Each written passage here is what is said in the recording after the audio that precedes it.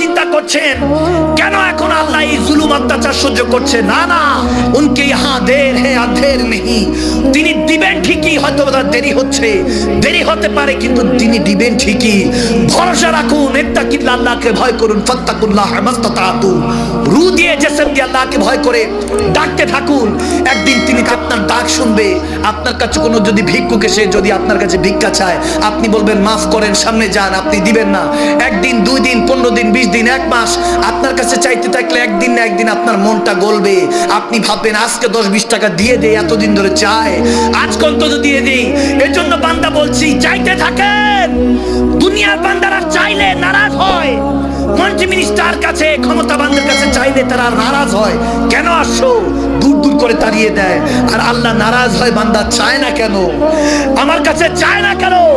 আল্লাহ দেওয়ার জন্য বসে আছেন। তিনি তো তেমন রব, তেনার কাছে চান, কাজী নজরুল ইসলামের সঙ্গীতে চান, গীতের মধ্যে চান, তেনাকে আল্লামা ইকবালের কালামে চান, জালালউদ্দিন সুয়ুতির কালামে চান, আলা হযরত ইমাম আহমদ রাজার নাতে পাকে চান, তেনার আলাপে চান, বাংলায় চান, ইংলিশে, ফার্সি, উর্দুতে, যেই যেই ভাষা আপনার জানা আছে সেই ভাষাতে চান।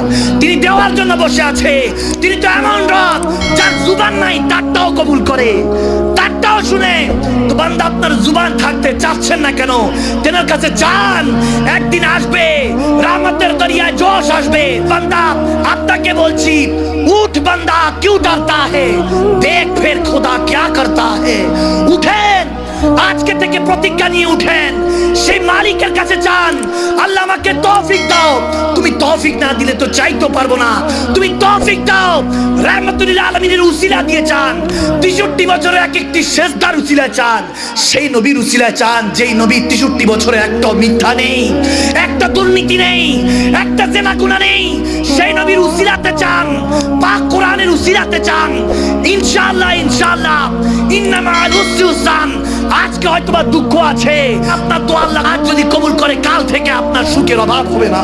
বান্দা চাইতে থাকেন, চাইতে থাকেন, রহমতের দরিয়ায় একদিন জোশ আসবে, তিনি দিবেন, পর্দা উঠে যাবে, হেজাব আর দেখতে থাকবেন। ওই পর্দা পড়ে আছে দেখে দেখেন না, মোহব্বত আসে না।